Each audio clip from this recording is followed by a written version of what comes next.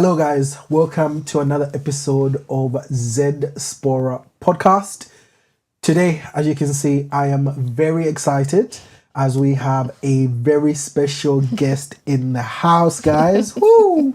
If I look a little bit discombobulated, it's because I am. Because, listen, I've been working over the clock to make sure I put things together to ensure that this podcast is going to go off without a hitch.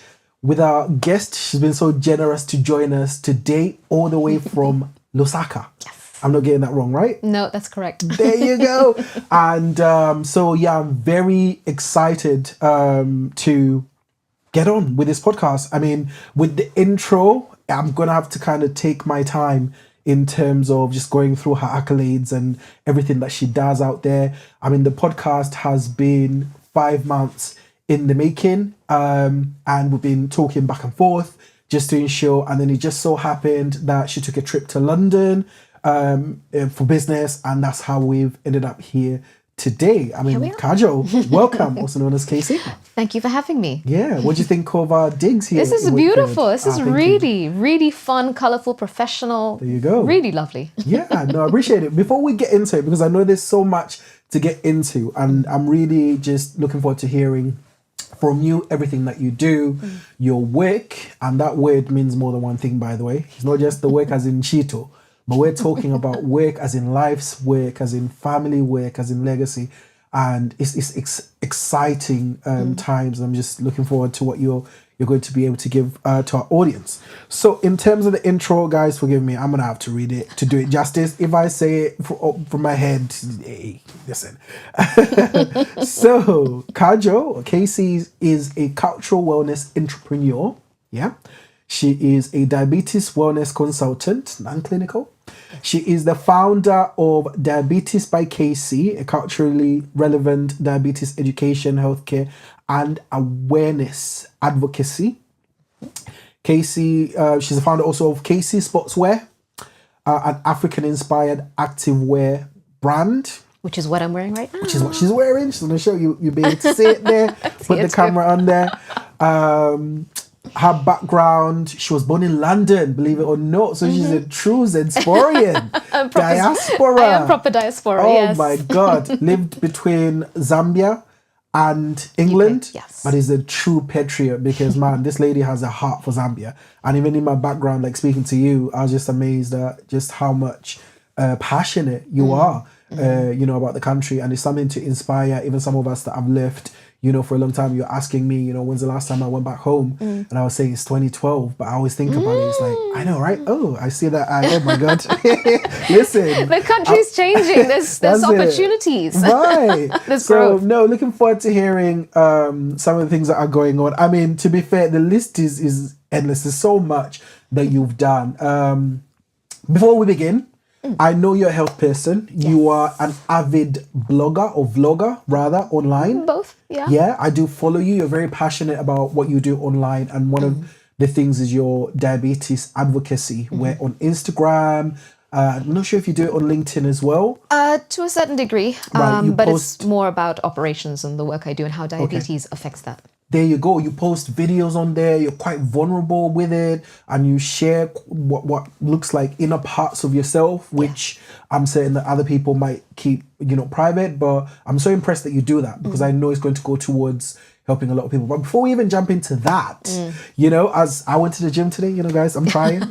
I'm not there yet. So I got you something at the gym. I thought what would be most appropriate. So it's a smoothie. We're going to try it together to see what you think. And first things first, as a diabetic, I'm going to ask, what's in it? What's in it? Right. I took a picture. I took a picture. See, I was being mindful. I'm practicing mindfulness. I mean, it's green, so it looks clean and fresh. So. Oh, absolutely. I had it for the first time, I think it was like a month ago, and boy, it's one of the best movies I've had. I don't want to hype it up. I'll leave it to you, but it's called The Green Revival. It's got mango, spinach, broccoli, avocado, coconut, pellets, I don't know what that is, ginger and lime with a little bit of apple juice Okay. in there. So the only thing I would have to think about is the mango and the apple juice. In that. Right, Everything 'cause else it's quite is sugary, those, right? those are sugary, but the Okay. broccoli, which I've never had in a smoothie, the coconut water, I would presume, none of that has any carbohydrate or any sugar. Right, okay. So I would have to think about it from that point of view. So the thing is, it's probably got a lot of fiber, so it's going to absorb slowly. I will have a sip, but because I haven't taken my insulin on me, I have it if I need to. I did think that way. I was like, man, is this a good idea? It seems like a good idea in theory because of the health aspect. Yeah. But I'm sure you educate me when it comes to the diabetes aspect. But as I stated, you don't have to take it now. I might have some. No, let's have a sip. I'll have a sip and see, Let's see what this is I all think you have about. to kind of mix it a little bit as well. Just See, do a little bit of a mix. This is the thing. It's like I had this conversation with a friend the other day, and we were talking about bananas. Everyone's like, It's as I remember it. Oh, it's proper. It is proper. And it's always cold. it's very fresh.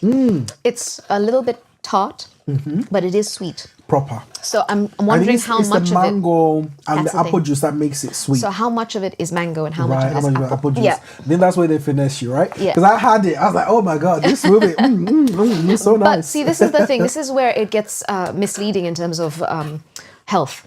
A lot of people say fruit is a better healthy. option, is healthy Right, compared to yeah. chocolate, right? But the thing is, at the end of the day, fruit is still fruit, unless you're having Right. it with something to slow down the absorption. So they say, like, if you're going to have a juice, have a smoothie in the sense to keep the fiber, like the skin of the fruit. Like the other day, I had a conversation with a friend and they were talking about banana smoothies. And I said, if I have a banana smoothie, my sugar levels will go high. Oh, wow. But the thing is, it will happen to everyone. The difference is if you're not a diabetic, your body will naturally bring that down. And that's okay. But for someone like me who doesn't produce any insulin, because I'm a type 1 diabetic, I would have to take the insulin for it. So as much as it's a healthy option, it's still a carbohydrate. It's not something that you can just... Up your, it's still going to spike. sugars. Yeah, that's something I was going to try and ask you as well. Like, is there a difference when it comes to sugars? So it's like, what's the difference between the sugars that you get from like mangoes and bananas and things to the sugar, like the refined Actual sugar. The refined At the end of the day, Yeah, it's what's all the difference? it's all going to turn into glucose that the body will then put into the brain and the heart, the lungs. It's going to function. It's like a car. You put the Right. petrol in. But one is a healthier version. One is a not a healthier version, I guess you could say. But they're all going to raise your blood sugar. So if you have a banana smoothie versus a chocolate bar, or let's just say putting sugar into your tea or coffee, they're both going to raise your blood sugar. Yeah. But the difference is the after effect on the body. I always believe like natural is healthier. There's still antioxidants. There's so many good things that come out of fruit versus added sugar, that those will compensate for other things, in the body for antioxidants. This is revival, so it's probably good for the skin. The ginger is good for, parts of the body. But the thing is, if you don't have the natural stuffs, and you keep having added sugar, over time, that sugar is just going to keep raising your blood. It's like eating junk. It doesn't do anything. It's not doing anything for you. It's just there for the instant gratification. Yeah. So you'd rather just have the natural stuffs. But the difference is, whether you're diabetic or not, you would still need to have something with that to slow down the absorption, so you don't have the spikes. Because the spikes are what cause heart disease, all sorts of things in the body. If you're a non-diabetic, your pancreas will bring insulin to match that blood sugar, so it won't spike. But as type 2 gets type 2, or if you are pre-diabetic and you're already putting pressure on the body, that insulin level might not come to the level that needs to bring the sugar back down. Or there's insulin there, but you have resistance, which is usually type 2. And so even if the insulin is there, it's not doing the job. So you'll still have the high blood sugar. So they always say the ways to combat the spikes is to have that with maybe eggs on the side, like protein, or like something fatty, so peanut butter. What else? Something that's just not a carbohydrate. So it'll slow down. It's called wrapping the carbohydrate. Right. That's very interesting. For people that don't have diabetes, how are they more prone to it? What would lead them like to a situation where they develop it and that kind of thing? So if you have a wide waistline, right, you are already more likely to become diabetic. If you lead a sedentary lifestyle, you're sitting down all the time, you're not moving around, you're eating junk food. So you're already putting pressure on the pancreas to do this. It's like, I always say it's like a car. You're revving the car, because every time you eat some junk and you're not exercising, the pancreas has to send some insulin, So it's not just doing its job, you're putting it on hyperdrive, So that's going to put the pancreas, like whatever used to happen to our grandparents at like 60 or 70 is happening at a younger age because we're not exercising, we're sitting at a desk, we're putting pressure on the pancreas to do its job. Now, also, and this is where I'm passionate about the work I do, in communities of color, anyone who's got some melanin in their skin, we already have the genetics loaded for this. Okay. This is generations of DNA holding the diabetes gene, particularly type 2. So that's why when you hear stories of grandparents having diabetes when they're 60, 70, that's normal. We're all going to have it at some point. But it's also not normal because why are we getting it at 20 years old? You know, that's because if it's like a gun. If the genetics are already in there, now we're just loading it and we're just about to shoot it by eating bad food and not exercising and not looking after yourself. So the gun's already loaded. We're just waiting. And if you change your lifestyle, you don't have to shoot that gun. You really don't have to shoot that gun. So it's the expression of the genetic structure that's in communities of color, which we already have, and people don't see that. So, if I'm not mistaken, your diagnosis for diabetes came when you were 5 years old. That's correct. Right? And 5 years old, you're a child. So what was that like, right? And what are some of the things that you learned from a very early age on how to manage it and things like that? And obviously, I know as a child, I can't really ask you to say what was your emotional state, but what does that mean? Like, yeah. So firstly, I was diagnosed with type 1 diabetes, which is different to type 2. Okay. So, but the fundamentals of looking after yourself are similar, i.e. still look after yourself, eat well, etc., which is why, touch wood, I've had 35 years of diabetes with no complications, touch wood, everything is well. Yes. I believe that and everything it shall continue to be well. Yes. Amen. I believe that everything I've eaten, my mindset, having access to exercising, being outside, meditations, all these things, they have kept me well, such that the insulin that I need, I don't need that much. Right. Okay. Because I'm genuinely just, as I say, if we compare our bodies to a car, the car is actively moving well. So at 5 years old, I don't remember too much because obviously I was 5. Right. But what I do remember, and this is parts of it are from my mom's stories telling me, but she said to me, I mean, I used to go to Inkwazi school. Okay. And she would dress me up to get to class.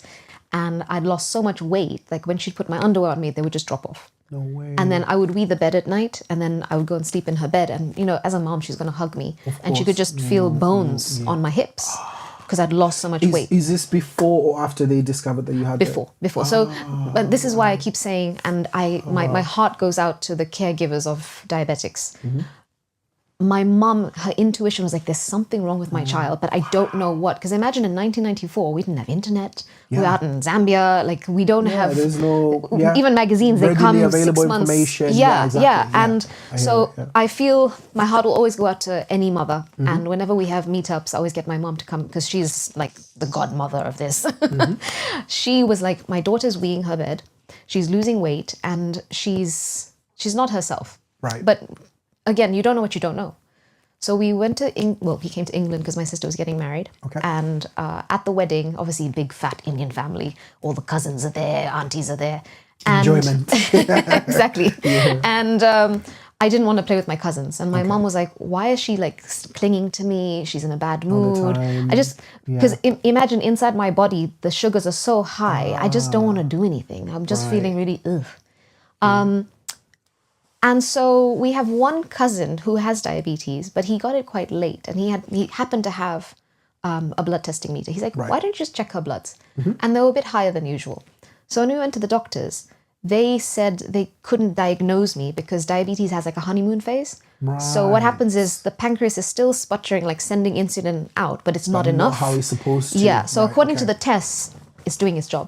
But according to human intuition, there's something that's not right. Right. So then we came back to Zambia, and my mom was like, "No, this is still not right." So we happened to go to Joburg at the time, and I'm grateful to my family to be able to take me there. And as soon as they checked my bloods, they were like, "Let's put her on insulin straight away." And when they put me on insulin, my mom was like, "Okay, she's acting like herself again." She's like, "I could see a stark difference between how she was before and how she is now. I was playing.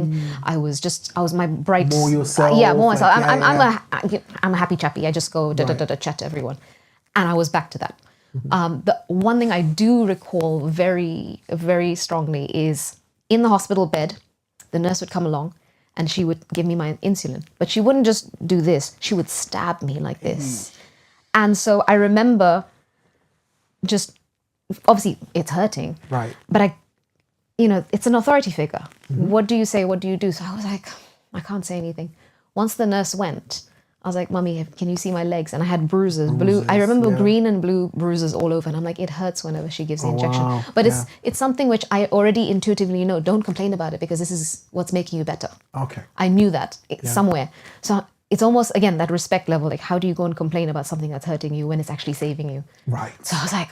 And, in our culture, there is an African thing where it's like if somebody believes they're doing something good for you, you have to be appreciative. You just appreciate you it. Can't even, you can't even say that you're hurting. Yeah. So I remember my mom saying to the nurse, I remember the conversation, she's like, can you show me? She's asked the nurse, can you teach me how to inject? Because when you inject her, it's hurting her. Oh. And so up until, for the next, I'd say up until I was 12 or 13, my mom would inject me. But there was school trips, there was places I wanted to go. And I said, Mom, I can't not go on the trip because I'm never going to grow up. Teach me how to give my own injection. So growing up, even from 5, 6, 7, maybe even 8 years old, you're in school. I didn't think anything was wrong with me. Right. I mean, my parents told me, eat like this, whatever you need. I was myself. But then in school, when, you want to go to a birthday party or everyone's sharing their break times and suddenly I couldn't because I'm like, you have to watch. Yeah. What you're eating. And I was like, can I? Should I? Because for me, I didn't know any different. I'm like, why should I share my break time? Oh, that sounds fun. Oh, but I can't. And, breaking that down in my head, as a child, you don't know any different.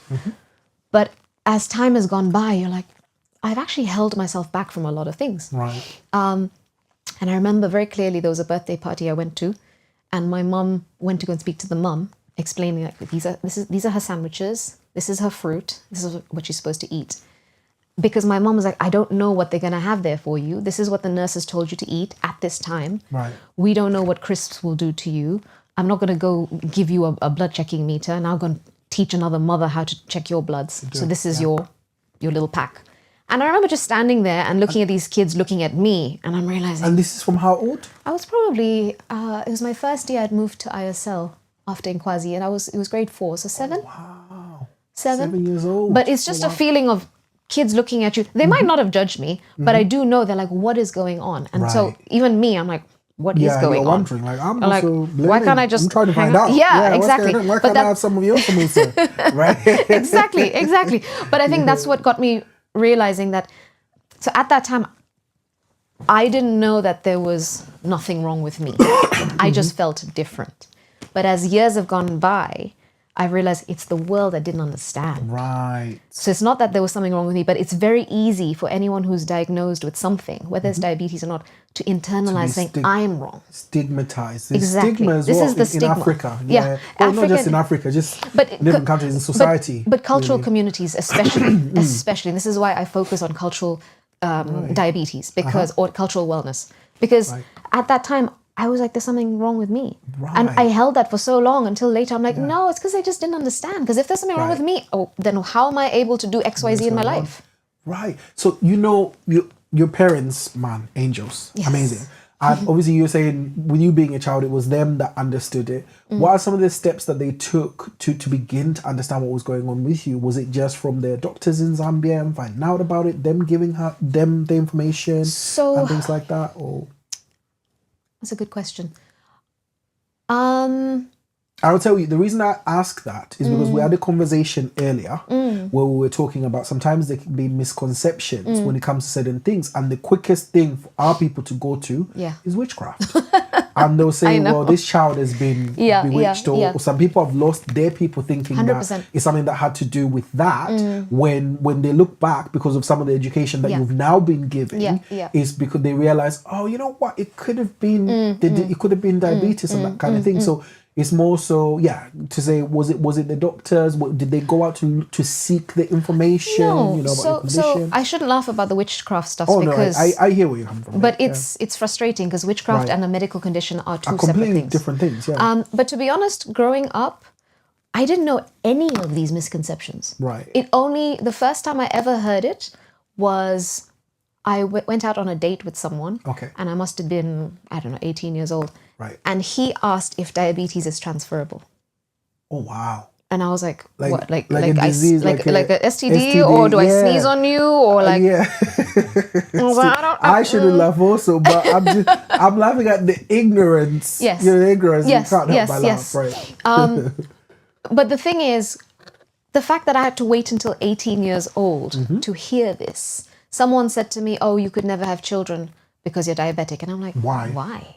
But I didn't hear these things because my parents had created such a safe haven for me. Right. And the thing is, I was told by the nurses, eat this, do this. My mom would be on the phone to the nurse in South Africa once a week, which now is all changed because now we have sensors and things like that.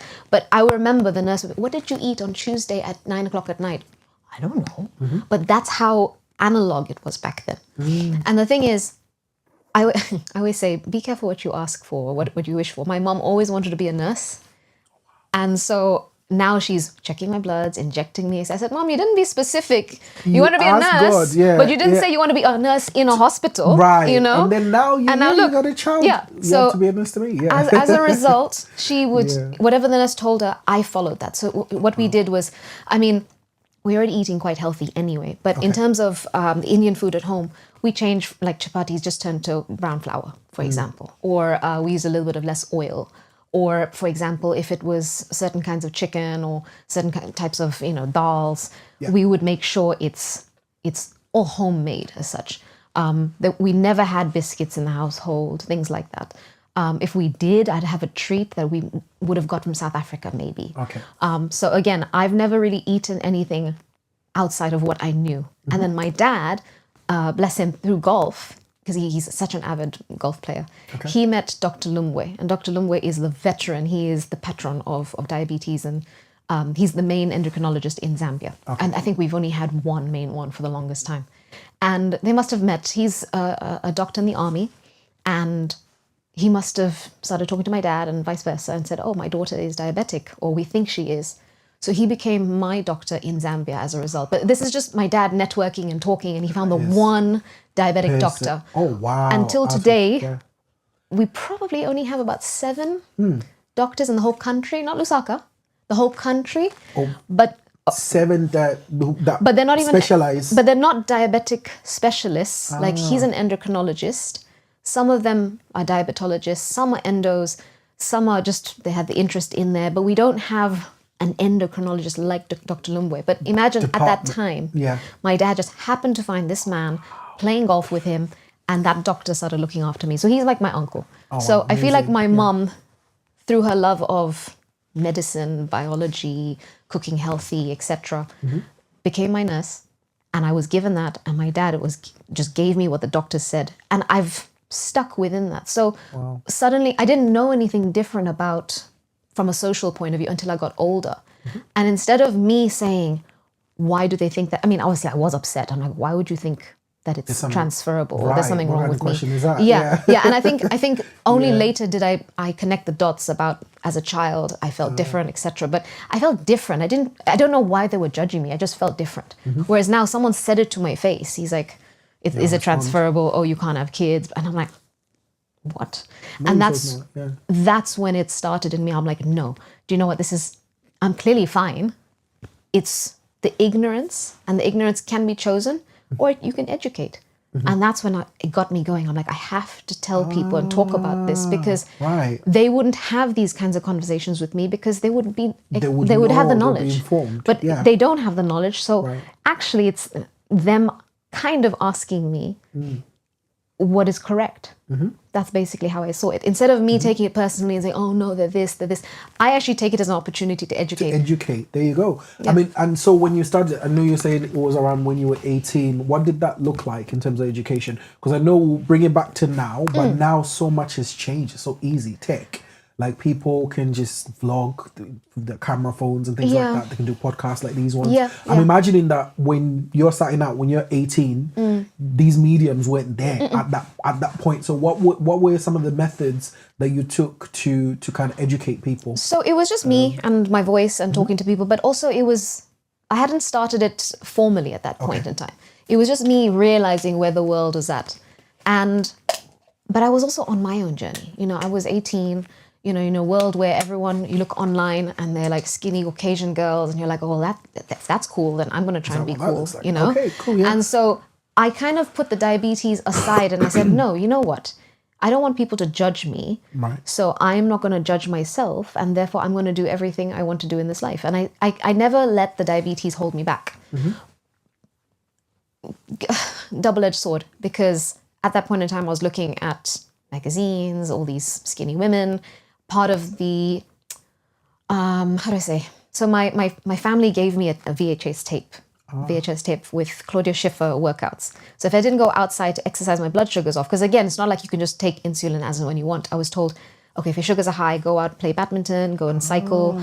Right. Sometimes it was raining or it was cold outside. So they got me this VHS tape. Inside, yeah. And I would do these workouts by Claudia Schiffer. But again, I look back at these videos and I'm like, it's a skinny Caucasian woman. I don't look anything like her. To do with me. Yeah. What was that? Yeah. And but I would still do the exercise, of course. But at like 18, I was like, no. I remember one person saying to me, oh, I think they must have highlighted that I'm a bit curvier on my hips, and I took it like offensively in the sense like they were like, oh, you're a bit chubby, and so I was like, did they use those exact words? no, but I took it that way in the sense like I felt fat, even though I'm not, and also again from Indian communities, Zambian communities, curves are what we appreciate. Yes, we appreciate them and we respect them, you know. Absolutely, yeah. But I was like, okay, no. In order for me to be cool and accepted and fashionable, I need to be skinny. Right. So I remember exercising more.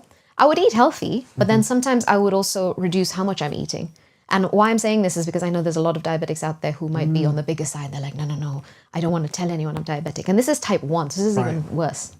And I remember losing so much weight and everyone's complimenting me and I'm like, ooh, this is nice. Which nowadays I'm like, no, that's not right, because you shouldn't compliment someone when they're skinny. Like this, how many Indian like aunties are like, oh, you're gaining weight or you're losing weight. You're like, why is weight even an issue? Right. Unless it's affecting your health. But if you're going to the gym and you're eating, but you just happen to be a bit big boned, it's okay as long as you're exercising and looking after yourself. Yeah. So at 18, I remember having a diabetic fit, actually a few of them, because I'd lost so much weight. There was not enough glucose stored in my body. liver. Right. And I remember, luckily my siblings were around, but they found me like fitting. And after that, I said, why am I affecting my health to look cool for people who I'm not even sure they like me or not? Right. I should like myself. And what difference does it make to them, how you look and what weight you are? Exactly. Yeah. So going back to the diabetes, it was a double-edged sword, because there's a part of me that's like, I want to live a full life. I don't want the diabetes to get in the way. But at the same time, I didn't take into account that my body acts differently in terms of the liver not having enough glucose. Do you know what I mean? Okay. So I think my advocacy has been like building over years. I've just more formalized it in the last, I say 5 years. But these kind of conversations, the stigmas, etc. Now when I sit down and consolidate, I'm like, wait, at 7, this happened. At 12, this happened. At 18, this happened. And now as I'm talking more about it, a lot of people are coming to me saying, but like I had someone on TikTok the other day message me and she's like, you know what? How do you manage relationships? Because when you come to a certain age of marrying age, etc., a lot of men think that you're defected. And I'm like, what? But then it brought me back to the guy who asked me if diabetes is transferable.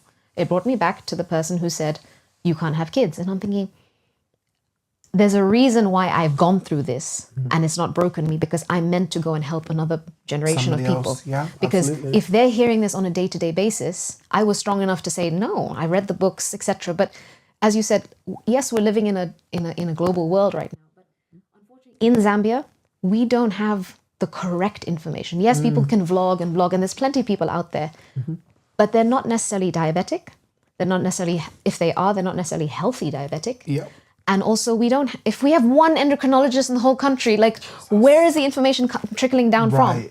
So who's educating people? Yeah, so I have 35 years of lived experience where I've done the lows, I've come up high. That's why I'm also very open about my high blood sugars as well. I'm not saying it's perfect all the time. I have very low blood sugars, I have very high blood sugars, but I don't let it stop me. Find a way to balance it. Yeah, and I don't let it stop me, because if I present a perfect life, people will be like, well, that's not real either. And it needs to be relatable. So there's times I don't want to vlog what I'm going through, because I'm also like low blood sugar, high blood sugar, I'm in a moment, but I know it's going to help someone. Absolutely. It's going to help someone say, okay, if she can do it, and despite that moment, she was able to go to work that day, or, cook a nice meal, she didn't get demoralized, so can I. Absolutely. And do you find that does something for you as well? As much as obviously the viewer, I'm sure it will go towards helping so many people. 100%. But for you in doing that, does that also give you something back? 100%. I always say the day I go to my maker, I'm going to have like a golden bed. There you go. Like, look, I did, Lord, yeah. No, but I did good, right? But you know what I also say? I find I'm very spiritual about this. So for example, when I was born, I was 10 years late. So as my dad says, I'm an accidental child. And I didn't understand that my whole life. And he'd laugh about it. I'm thinking, it must be a surprise. Wait, so 10 years late, you said? So what does that mean? Between the last brother and me, there's a 10-year gap. 10 years. Wow. And so I was born in 86. Yes, I'm giving my age away. Oh, yeah. Don't. But imagine then, my mom, Indian mom, she had me at the age of 36. Like, that's a late age. Like, nowadays, if you have a child at 36, it's kind of normal. But back then, in the 80s, like, what were you waiting for? Yeah. Right. Okay, so cool. I believe that I was born 10 years late. And then diabetes came 5 years later. Now imagine if I was born at the same time as my brother, I would have been at this age 10 years ago. Diabetes would not be as rife as it is now. It's always been there, but especially in Africa, in Zambia right now, like 10 years ago, when I started doing some of my talks for diabetes, no one showed up. There's so many, no one showed up. Really? Whereas now every second person is like, my sister died of it. Someone's got an amputation, something of some sort. Yeah. And I'm like, isn't it weird how right now, as the markets have changed, as we're trying to be like the West and eat the junk, and then we're all at desks. This is how Zambia is right now. Zambia actually is the second fastest growing rate of diabetes after Tanzania. No, that's a real stat? Yeah.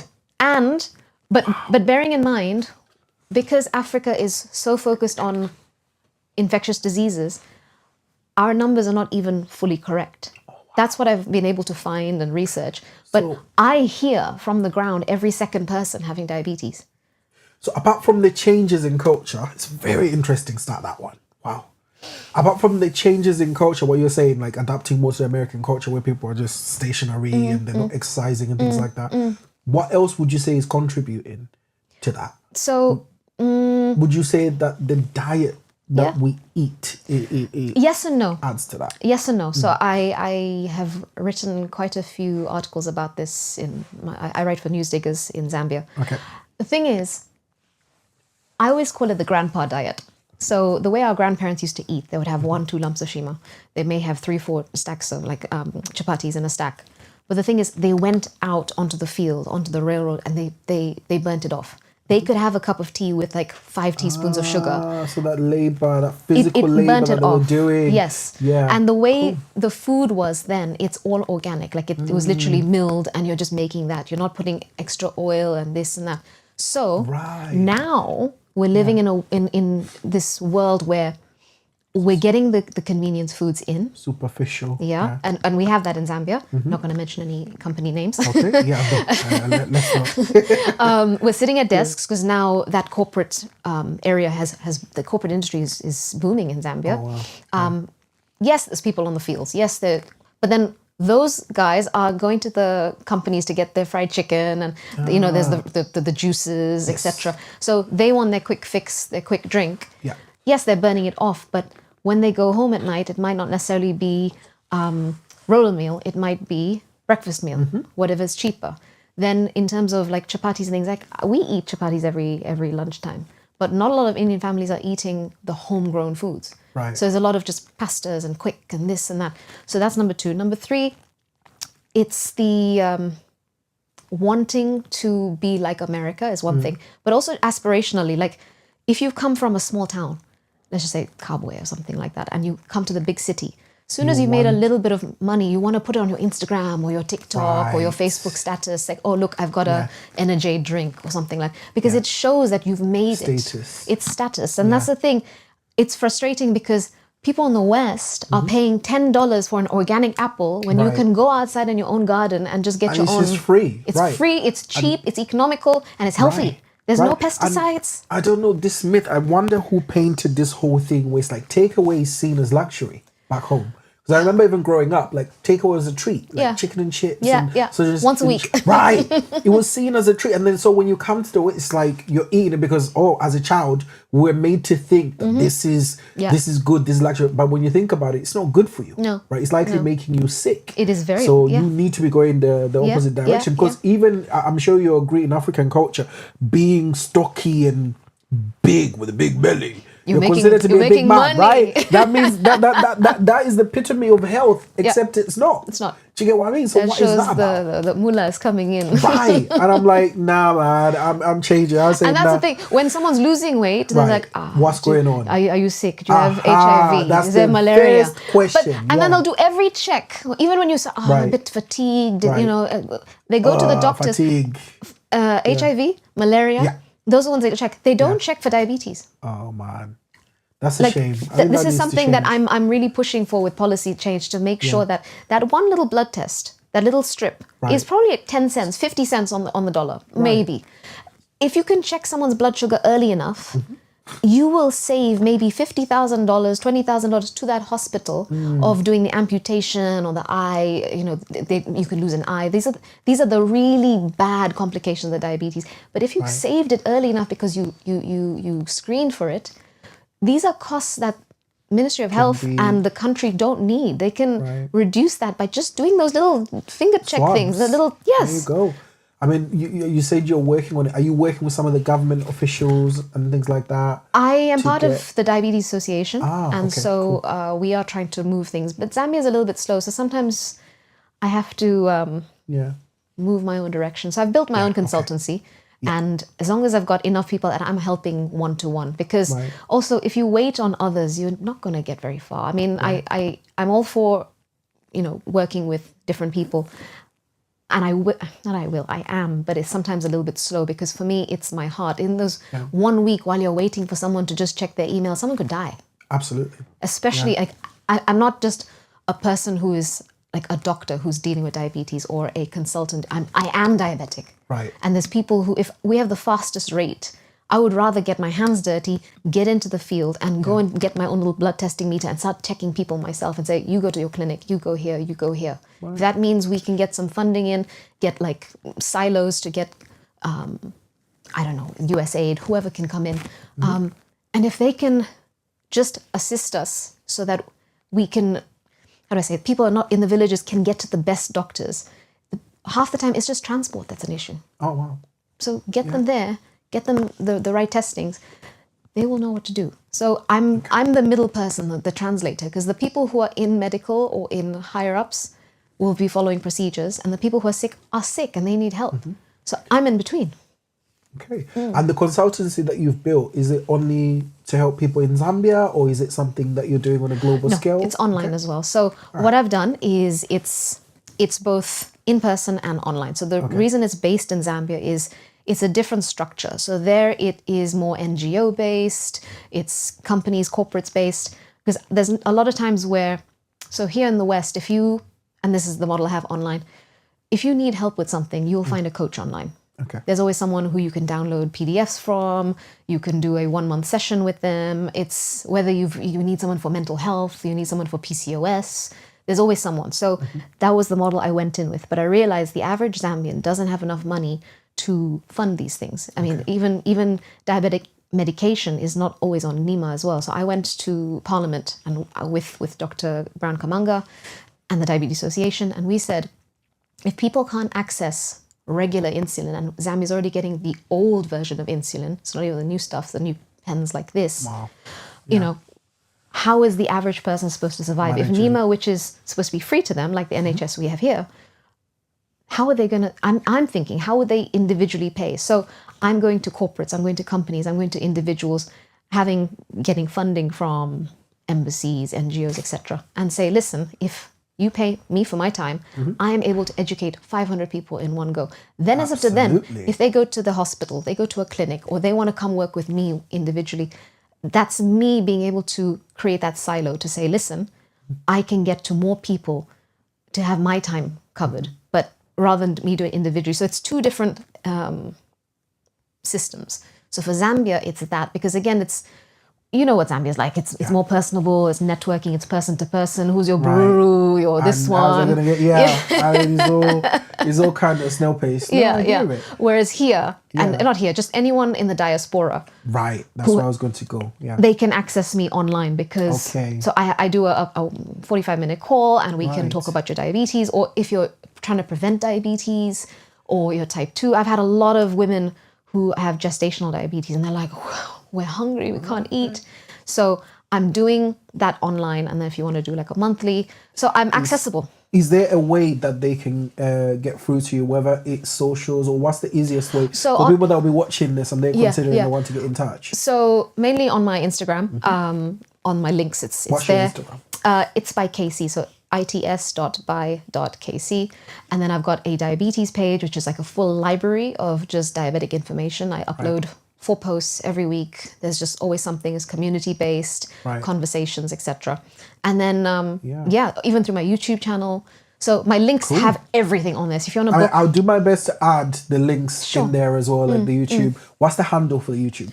At Kaajal Vaghela, Casey. Brilliant. Absolutely. Amazing, man. Wow. Now, there's a lot. I'll shift it a little bit. I see something very interesting on your print there with the leggings that you're wearing. So tell us a little bit about that and how that came out. So that's a completely different side to you as well.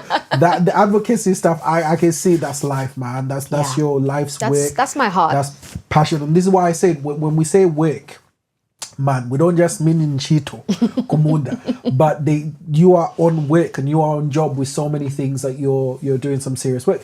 That is a part of the work that you're doing. So could you tell us a little bit about that, your work as a fashion designer, perhaps how it came about and that sort of thing? Yeah. So it still comes under wellness. At the end of the day, as a wellness entrepreneur, I mean, I've got a service that I provide people, but this is the product I provide, you know?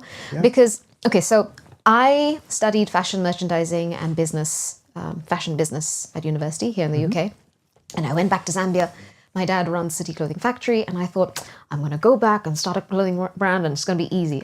Take over the family business, you know. My dad. Have my own division, my own side, make a little bit of quick buck. But my dad is a workhorse. Like, he made me work Saturdays and Sundays. The old school people don't mess about, you know. And he's still there. It's that's why I keep saying the grandfather diet is not just what you eat, it's also your mindset, like that way of getting things done. Like here these days, we short attention span, Instagram this, he said this, and you stick to the plan and just don't think about your emotions, just stick to the plan, you know?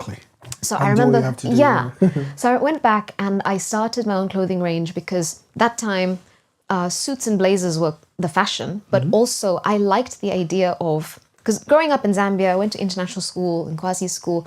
We have what I love about Zambia is it's a mix, it's a global community there. Absolutely. I had more friends there who are from Greece and from, Thailand and all sorts of different places.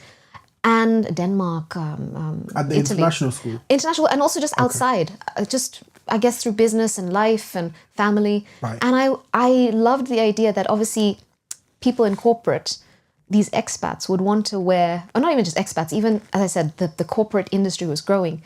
Zambians in corporate, they want to wear something that is corporate, which is very European because you're going to wear suits. Yep. But you also want to be very proud of where you come from. Africa. So what I did was I got chitenge and I would put it on the inside. I would make tailor-made suits. So with the factory, this is what they were good at anyway. But I loved that clean, slick British styling. But then let's just tweak it with chitenge. So I did that, and then I was running the embroidery department. So we brought in new machinery.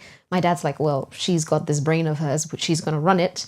So I would, when the machine would be off, there's no orders for the factory. He's like, whatever orders you need, get them done. At least the machine keeps running. That way it's economies of scale. Useful. Yeah. So I would customize people's jackets. They'd have their name on the inside. We did so many things, and I had a great little business going on.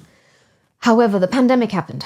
Yes. So I'm coming back to this. Okay. Pandemic happened. So I came here to see my sister, packed a bag for 3 weeks, and it turned into 3 years. Oh my God. See how life works. Yeah.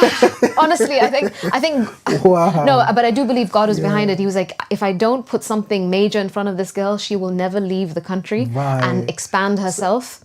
Because she loves Zambia too much. Right. So briefly, before we even get to the print, because it's a whole lit story, guys, you're going to hear it.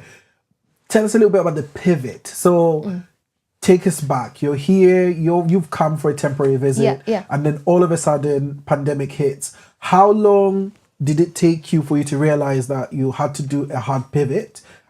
And then what was that pivot? Just temporarily, maybe summarize it for us. It was, I think, at the 6-month mark. So after 6 months, that's when you started looking for jobs. No. Yeah. Okay. So at Really? February, Wow. I came here in February. Yeah. March is when it hit. Yes. And I'm like, it'll be done in a month. It's okay. Yeah. Then we're done another month. Uh-huh. And month 3, I'm like, this is not looking very good. I'm like, no. I'm hopeful. I was just like, okay. At September, there was this moment. I just said, and my sister even said, she's like, I think you have to act as though you've moved here. Right. How were you keeping busy in the meantime, just briefly? Like, the 6 months leading I up, was what were losing you my doing? mind. No, I was losing my mind. Were you watching Netflix? Just chilling and... I mean, we all watched that. What's that Tiger something? What's that guy? Oh, yeah, Tiger Blood. That guy. Yeah, that weird guy with Netflix. Yes. Watched that. I remember there were some friends of mine. We would do like Netflix parties. We would watch together. I remember we when we were allowed to go to Sainsbury's. Yeah. I would get some of my favorite things and I would cook things. I was playing around with TikTok. Like I was quite lost at that time because I thought I've set up this whole business in Zambia. I've got everything running for me there, and now I'm here and it's cold. And no, we had the best summer that time. So I was like, how many times can you sit outside? And I'm a very active person. Yeah, I'm an active person, and I need to have something to do. I'm pulled by purpose. I'm pulled by. I won't just do things for the sake of as well. Right. So I was losing my mind, and I thought, okay, how much YouTube can you watch? Etc. And I think, what was it at that point in time? I found a lot of courses on YouTube, and I found one for graphic design because again, missing home. I thought, I'd taken some pictures of some chitenge from Kamwala, and I was like, let me just play around with it. And suddenly I was teaching myself PNGs and SVGs and all sorts of things. Because I need this brain moving. If it dulls, I'm done. What are you gonna do? And guess what? It's in your blood. Yeah. So you're just gravitating back to home. Yeah. Really? I mean, it's just I'm a creative, you know. So I was just doing that in the background, different courses. I signed up to all sorts of. Everyone was doing all sorts of coaching online. Right. But at some point, at the 6-month mark, I'm like, I'm also running out of money.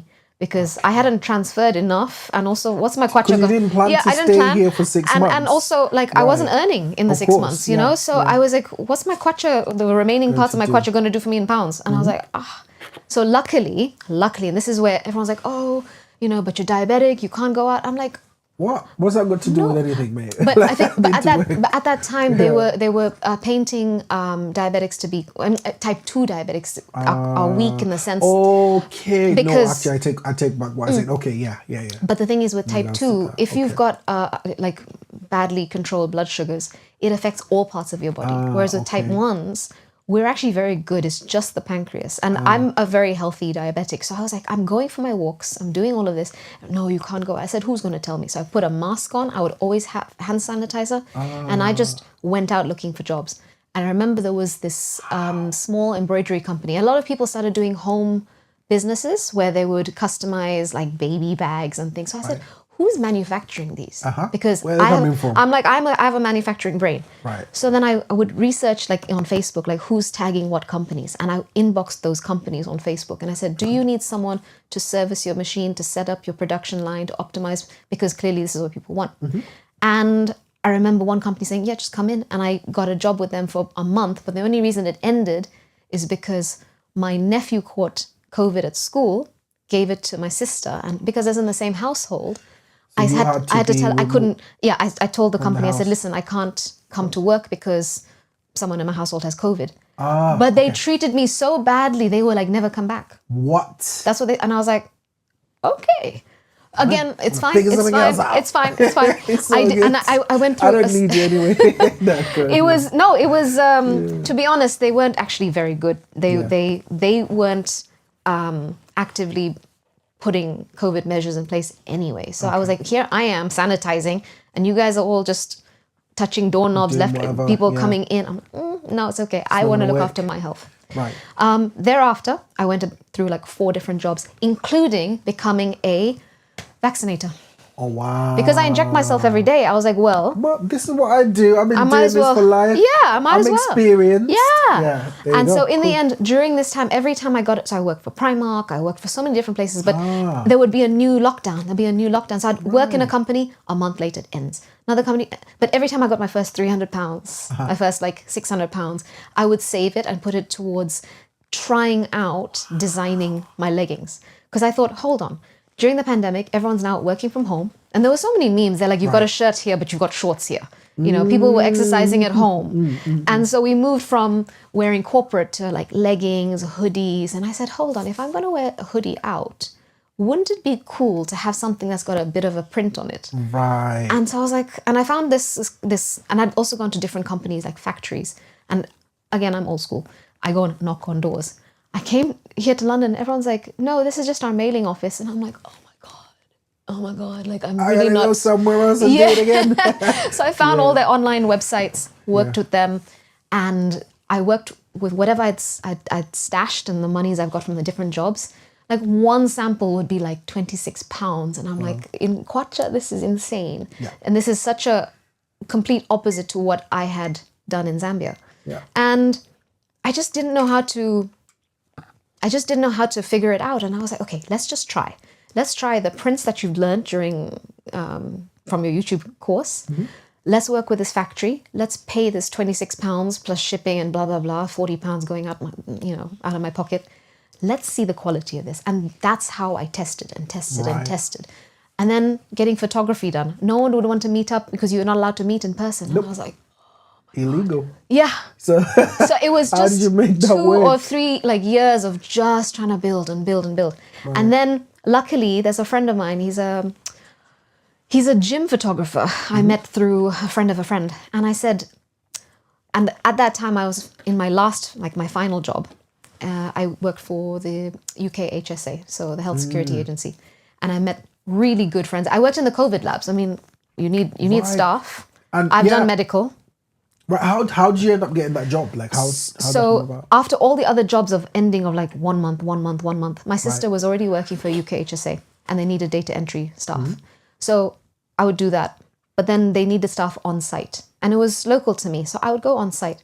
But then because I was a bit of a floater, I went to go and help in the COVID labs and I was so good there that because again, factory assembly line optimization, when all these samples would come in, I would get them done so quickly. I would organize everyone and say, you do this, you do this. We would be getting all these, there was millions of tests coming in. I got it all done really quickly. And they're like, no way. Would you like to work downstairs? And I said, is it a higher pay? Yes, it was. I said, yes, please. So I moved up. I moved up so quickly in the ranks at the Health Security Agency. Opportunity meets skill. There you go. Yeah. And so because of that, I met a lot of young staff members who became my friends. Okay. And then they became part of my campaign. So because now we're allowed to be a little bit around each other, this photographer friend, I said, okay, can we meet in London on this day? These are the clothes. We had one shoot after like 2 years of just trying. And it looked great, but it just had that London background. And I'm like, it needs to look like an African brand because these prints are African. Yeah. It's my heritage. I wanted someone to wear it and be like, I'm wearing my country on my back. Yes. Absolutely. Yeah, and so I did that shoot anyway. And, I couldn't come to Zambia anyway. And then what I did was when I did come to Zambia, 6 months later, when Zambia came off the red list, that's when I did that photo shoot. Okay. And then just been building it since. It's all on a website, so Yes. it gets manufactured in Europe, but I design it. Everything is mine. I'm not getting the Chinese to take our chitenges. I'm doing it myself. Yes, I'm saying. Yeah. Oh, wow. And you said you learned to make the prints off of using, like, you did your own graphics, like designs, using softwares and that things like that. YouTube course that I did taught me how to, work pixelations and bezels. Bezels, it was so long ago. Right. And I created my own prints in different colors. I would take chitenge way. and I would tone it down because Yeah. obviously you can't wear African prints in UK because it's just which grey. is like really, really typical. Yeah. So you have to kind of make it Tone a it little bit down. more palatable. Yeah. I Yeah. hear it. Okay, Yeah, cool. so then that was collection 1, which is called the Zikomo collection because it meant thank you. Of course. Thank you to everyone waiting on me while I pivoted. But also it's just me saying I'm grateful. I'm grateful for life. Like during the pandemic, like we lost so many people. Absolutely. We lost so much of our lives. And it's just being grateful that you're here. So that was the Zikomo collection. And then I moved on to this, which is a bit more diaspora based. So this little flower design, if anyone can see, is actually called Nesirewe, which means unity and harmony in Ghanaian. I just thought it was a really pretty little flower. Yeah. It's pretty to look at, but also 3 or 4 national anthems in Africa all have that unity and harmony. Like even in our national anthem, there's London and Zambia, proud and free, unity. So I wanted to bring all of Africa together. The thing is, the diaspora of Africans, you're everywhere. And if you want to buy something that's from home or reminds you of home, but still has the quality that can stretch, like stretchy chitenge we don't have. Right. I've technically made stretchy chitenge that can be worn in the West. Amazing. So imagine you're and that's gym wear, right? Because people are into gym, so they can wear this and at then the gym. it comes back down to diabetes as well, Yeah. or whatever health condition that you want to prevent, look after. Yeah. You can wear something that's like, oh, this is one of me feel ours. good. Yeah, It it's makes not. me feel at home. I mean, I love Nike and all these different brands, but I mean, if you have one of your own and you're It like, makes you feel even better. Yeah. And I say athleisure right now is the in thing. Like, people wear athleisure regular. yeah. Right? They're just walking about. It's not even just about being at the gym that they do it. I mean, You know I what always mean? wear So- these with heels. Oh, yeah. Sometimes I go out Nice. wearing them with heels. Yeah. Yeah. Why not? What's the brand itself? What is it called again? So it's my full name, but it's KC Sportswear. So there's Right. KC Vaghela. Yeah. And the .com. different sections of Yeah. it, like you've called that one. Yeah. So this Right, is okay. the Umodzi collection, all of us. Okay. Absolutely amazing. Now, take us back. Obviously, the inspiration of the textile and the clothing, you come from like a family that I would say is royalty when it comes to textiles in Zambia, right? Like a company formed a while ago just from how your dad, came to the country. Some of the prominent people that they've worked with, like a legacy business that has been solid in the country. Give us a little bit of background in regards to that. I know it's a question that's packing a lot, but perhaps you can go from how, the people that came before you ended up in Zambia and things like that. I know, if I'm not mistaken, your mom is was born in Uganda? Yes, that's right. Right? So I'm just saying, like, you guys are just like Africa, right? So tell us a little bit about that, the rich history of that and how the business came about. Now that's inspired you as well. I know there's a lot in that, but yeah. Thank you for that very lovely introduction to my family business. It's a lot to carry. Yeah. So City Clothing Factory, not Lusaka Clothing, because it's 2 different things. Yeah. City Clothing Factory. Get that right. And we're still on Freedom Way. Freedom Way? Yes. I remember that one. Oh, yeah. And it's still the same location that we work in now, etc. So it's not like we've moved. We're still in the CBD. Freedom Way. Yeah. Mom's from Uganda. She was born there, and Dad was born in Mozambique. No way. Your dad was born in Mozambique? No way. So we're 3 generations into Africa, if you think about it. Yeah. So I'll tell you a little bit about the family before we go into City Clothing. Okay. So Granddad came from India, and he took one of the ships. Some of the ships were going to Kenya, and some were coming to Mozambique. He just picked Mozambique. And he set up a tailoring shop. Again, we're 3 generations tailors as well. I'm 3rd generation. Set up a tailoring shop, and what he did was he made chef's uniforms for those on the Rhodesia Railroad. And it was coming from Beira, that would go through Salisbury, which is now Harare, Lusaka, all the way. If I'm not mistaken, is it the Tazara Rail? But it's the Rhodesia Railroad, basically all the way up to Kenya, Tanzania. So what he would do is he would do a barter system. So he would make the chef's uniform, and they would give him food. So potatoes, meat, etc. So he then became the man to go to for food. Because we're a vegetarian family. Well, not now, but back then, come from India. Vegetarians, Indians tend to be vegetarian. Okay. So he would then sell the meat or sell the potato. He would be making money that way. But then what happened is obviously, so he was in Mozambique for 30 years. This man could not speak English. He could only write and speak Gujarati, which is my mother tongue. Okay. He taught himself Portuguese in order to do business. So that's why language is such a big thing when you do business. You just said taught himself. He taught himself. Yeah.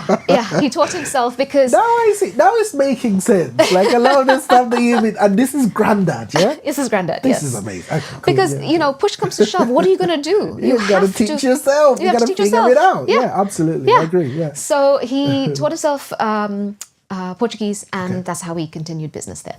So those who would come on and off the trains told him, like a little birdie who said, it's actually safer to go inland because you're on the coast right now. You don't know what's going to happen with weather and, that kind of thing. It's just safer to go inland. Bearing in mind, right now, he has now had 3 kids. My dad was 4 kids at this point. My dad was the last one born there. Now his first wife died, second wife died. So now he's now having to look after, setting up business, moving kids into inland to be more safe. 4 kids without a mom, like it was stressful for this man. But he made the way. They came to Salisbury, Harare, to see if they could set up there. Didn't really feel it. And they set up in Livingston. So we actually still have the building that was called Imperial Tailoring back then. It was my granddad, my uncle, and my dad was in and out, but he was quite young. I guess he was 19, 20 or so. Okay. And then at about that age, my dad was the first son to be educated in the UK. I don't know how granddad did it. Way. They didn't have WhatsApp or whatever. I don't know how the story is, but all I know is my dad came to the UK. So your granddad sent him to go get educated abroad. Okay. So he came and did a tailoring course in London. And again, my granddad was sent a certain amount of money, but my dad got like a couple of jobs to be able to pay extra. So he worked in a bakery. So he would get his food fresh because he works in a bakery, and then anything extra he would save. Did you guys have family here? No. Did you have community here? No, so at that time, because my dad is now one of the eldest, we didn't have anyone here. After that, that's when my other uncles had moved to the UK. And now we have a big prominent family here. But at that time, my dad was the first. So like when granddad is sending your dad, he's just sending him into the wilderness. I think the only thing exactly. Yeah. The only thing, that's why I'm like, these days we complain about small things. These people are good guys. Like, listen, you have to go. I need to read that book about your family. Like, let me know when the memoirs are coming out, because your granddad is a G. He's a G. But like he's got my vibes. That's definitely something I would do. But no, I see, when you're now telling that story, not to like take away from what you're going to say, I can see a lot of why you are the way you are, because I was saying the accolades, I didn't even read all of them, but it's like you've got a lot about you, the way you come across, the things that you do. But then when you're telling me about granddad, you're making a lot of sense. Yeah. I mean, there you go. But this is the thing. It's like I haven't even done half of what they've done. So imagine. Don't take away from yourself. No, You've done I know. quite a bit. But yeah, sorry, let me not interrupt you. Go on. No, so dad, the only person he knew was, I think there was a business person my granddad was working with, and he happened to have moved back to the UK. Okay. So my dad went to go and like live with them, but my dad was like, I don't really want to stay here. So that's why, according to my granddad, he was staying with these friends. But my dad was like, I don't like these people, not like them, but it's just like, I just don't want to be here. I want to be in London. Yeah. So he found his own way out of that. So even though he's in a country he doesn't understand, doesn't know, he's been given, provision to be in a certain place. And he's like, no, I want to do this. So then he came to London, did his tailoring course, had his little jobs on the side. And then I think it was 23 or so, he came back to Zambia. And him and his older brother said, we want to open up our own clothing line, brand, business. But we've heard that Lusaka is going to be the main central. Okay. And what year was this? Oh, I need to ask my dad. Okay. Was it like the 70s, 80s? No. Oh, way before. My dad was born in the 40s. Oh, right. So I would say 1950 something, maybe cool. early 60s. Yeah. Okay. Probably 1960. Okay, cool. Because I think Zambia was still under Just British. before independence, isn't it? Okay. Because then they came, now I've got the timing right. Yeah. Then they moved to Lusaka, and again, Granddad was like, no, just stay with the family business. My dad and his brother were like, no, we're going to do our own thing. And they actually didn't speak to each other for a couple of years. Oh, wow. And they came to like Lusaka. Dad and your granddad and your dad. Okay, cool. So Dad and my uncle set up, they would be living in the above of the building that they were using. They would be cutting fabrics themselves. Sometimes they'd be sleeping on the fabrics. And they put the grind in for about 2 to 3 years. And when he was about 25, they were like, he's of age, I need to get married. Yeah. So he went on a little tour of East Africa to find women to get married to. And my mom wasn't even on that list. Okay. He was... My bad, listen, I don't know how these guys did it without WhatsApp and things these days. Here we are struggling with dating apps. I know, right? But my man he's taking the tour. But that's what that's the thing. Like, I've grown up in a system where it's about your relationships with people. It's you pick up the phone, you have a conversation. I need help with this. I can help you with this. Yes. Yeah. Whether it's getting married or whether it's setting up a business. Right. It's that relation. It's that those gentlemen's agreements. It's trusting who you're working with and you really seeing their heart. 100%. Yeah. So actually my dad went through a whole dates with different women. The family he went to go and see, they actually had the youngest daughter, middle daughter, who was not my dad's list, but he saw her and he's like, I like her and I want to get married to her. That's your mom? And that was my mom. Really? Yeah. And she was... It was like, that's it? Yeah. Oh, yeah. So very decisive my dad is. So she was 16, unfortunately. My granddad on my mom's side, he's like, but she needs to study. Right. So they actually, all schoolways, they actually wrote letters to each other. So it was partly arranged, but partly love. Okay. Which, back in that generation, they didn't have love marriages. You get married because it's business to business, families. Yeah. But they wrote letters to each other for about 2 years. Right. And then at 18, they got married.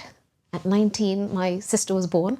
Yeah. Meanwhile, my dad is doing all his businesses, building City Clothing Factory. And then at that point, if I'm not mistaken, that was 1962. So prior to independence. And then I think Granddad actually came to Lusaka and saw, okay, these boys are doing a good job. And then he decided what we have now as the factory, part of City Clothing. This man, again, didn't know how to build, not a civil engineer in any sort of way, not an architect.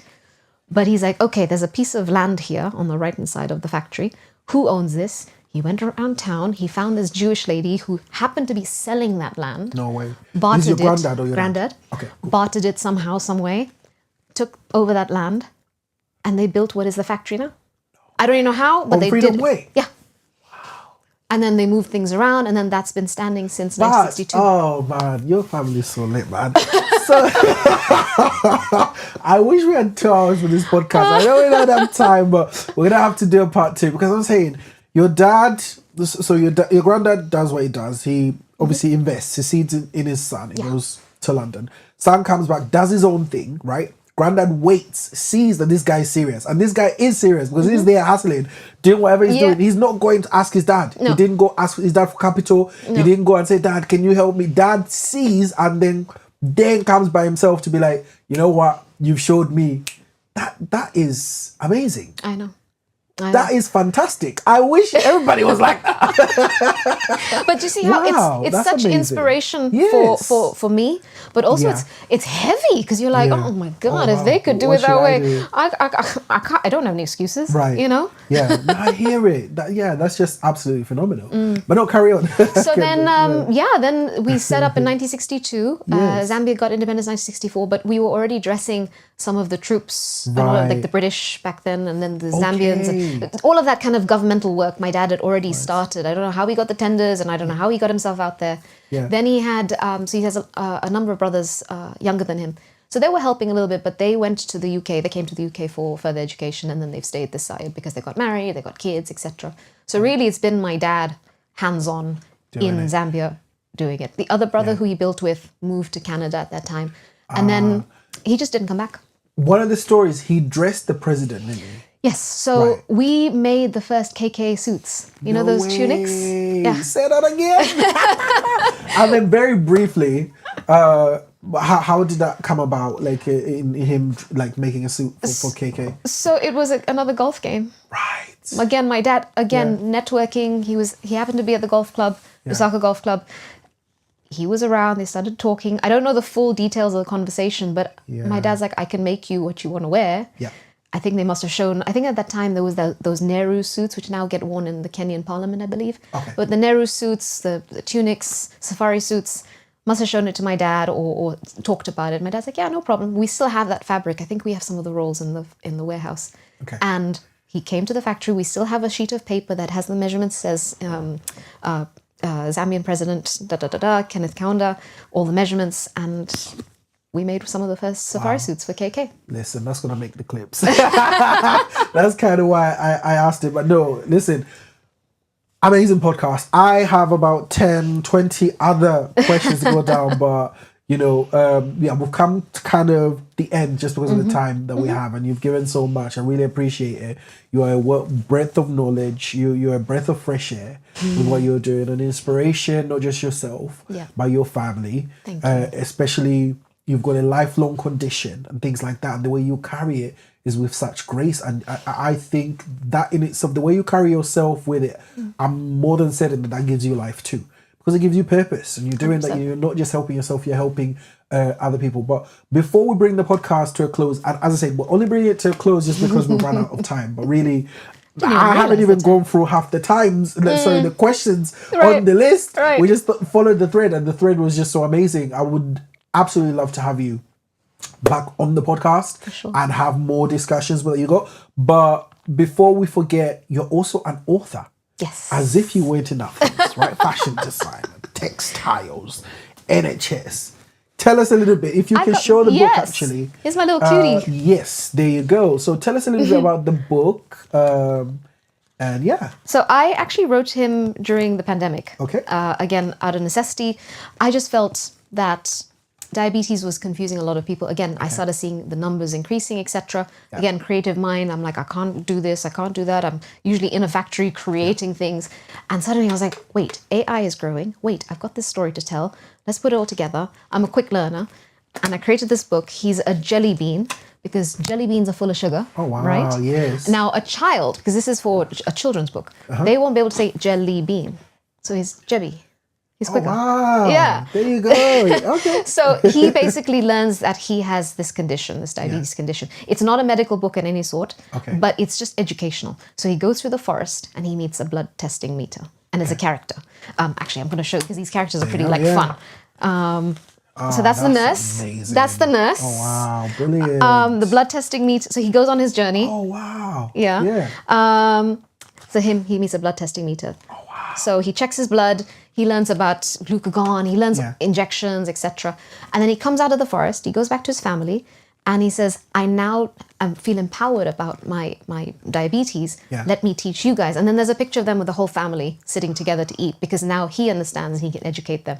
It's simple, cute, sweet. A lot of parents who buy this to read to their children say, we've learned more about diabetes from the book. Yeah. Wow. And then I've had so many little children who, when they read it or their parents read it to them, they come, and even down to my nieces. Right. Anytime they see someone with a sensor or they can see them taking an injection, they ask them, is that person a Jebby? So every diabetic is a Jebby.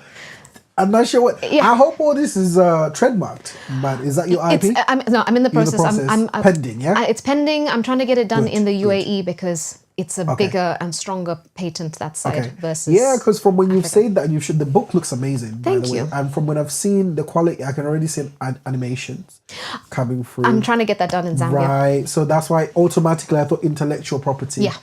Make sure we have a lot of young, fresh graphic designers in Zambia. I've actually even some animation studios coming out of Zambia. Yeah, 100%. So I've actually made one little rendition of him, and he wears my KC clothing. Is it? Oh wow, amazing! Double advertising, isn't it? Yeah. Killing two birds with one stone. So the patent is just pending in the UAE at the moment. Yeah, no, absolutely amazing. As I said, we're gonna have to draw it to an end just because of the time aspect of it. But before we completely let you go. What would you say would be your clarion call to diasporans? And part of the inspiration of this podcast is to speak to people like yourself, that are not only based in Zambia, that are not only passionate about Zambia, but you are like the epitome of, because you're here, sometimes you're in Zambia, you're in UAE, and you're really daring in everything that you do. What would be your clarion call to the diasporans and also perhaps to the Zambians on the ground? So I would say, and pun intended, always carry your country on your back. Carry home on your back. Yeah. But that doesn't mean keep yourself closed. Be open, ask questions, be part of the world, but don't ever forget where you've come from, because that is the basis of what you take into the world. That's your light to the world, because we need a spotlight on Zambia. We need a spotlight on Africa, because that is the next frontier. So carry your country, your home on your back, but be open and share with the world and learn from the world. Absolutely. And what are your thoughts on ZedSpora? I love it. Speak to the camera. This is beautiful. You know what, guys? Make sure you watch Isaac. He's amazing. He's a great podcast host. And this is such a beautiful setup. And I'm loving this conversation. And I'm looking forward to seeing more of yours. Yes, we're so thankful for you to have come. As I said, all the way from Lusaka, mind you, London. So took a trip from London to come. We're based in Wakefield, so that to us, I think it means so much to me as a person, as a producer, but it also means a lot for the platform. And then your story also. I thought it was just the action of you coming here, but I think your story is such an inspiration. It's motivated me, has inspired me to carry on with what I'm doing. You must. And with the platform as well, because I think there's so many more amazing stories to be told. Where can people find you in terms of your socials? I know we gave them earlier on, but your socials and things like that. So I'm on Instagram mainly and TikTok. So on Instagram, it's its.by.kc. So it's by KC, because everything I do is by KC. TikTok, Kaajal Vaghela, KAAJALVAGHELA. YouTube, Kaajal Vaghela KC. KC's my nickname. Where else? You can find me on LinkedIn, Kaajal Vaghela. I have my own website, so kaajalvaghela.com. And then the clothing range, you'll see them in the links there. So cool. Thank you so much. We really appreciate you for coming, sharing, and giving to the platform. And we really are looking forward to having you again next time. Who knows when you're back? It might be with co-hosts, because I do the one-to-ones, but I also do like a sit down with a co-host as well, more conversational. So thank you so much for coming. We are ZedSpora everywhere. You just find us Instagram, YouTube, TikTok, and ZedSpora everywhere.